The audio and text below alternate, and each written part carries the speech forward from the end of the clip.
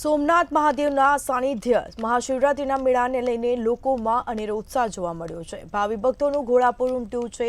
ભવનાથ તળેટીમાં સાધુ સંતોનો જમાવડો જોવા મળ્યો. સોમનાથ મહાદેવના સાનિધ્યમાં મહાશિવરાત્રિના પર્વ પર 42 કલાક સતત ધર્મોત્સવ કરવામાં આવી રહ્યો છે. તો સવારે 7 કલાકે પ્રાંત આરતી કરવામાં આવે છે. મહાશિવરાત્રિના પર્વ પર 42 કલાક સતત ધર્મોત્સવ ચાલશે. સવારે 7 કલાકે આરતીનો સમય પ્રાતઃ આરતી કરવામાં આવશે.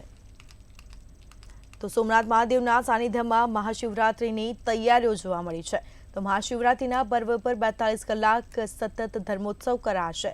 સવારે 7 કલાકે પ્રાતઃ આરતી કરાશે.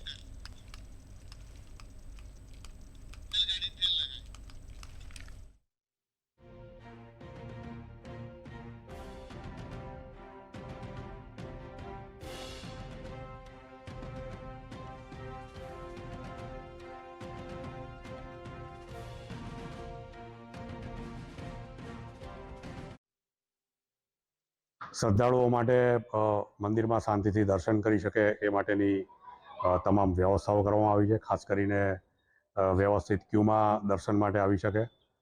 લોકોને એમની જે જરૂરિયાત છે, પીવાનું પાણી છે, ગોલ્ફ કાર્ટ છે જે સિનિયર સિટીઝન માટે, આવી પણ બધી તમામ વ્યવસ્થાઓ સોમનાથ ટ્રસ્ટ દ્વારા કરવામાં આવી છે.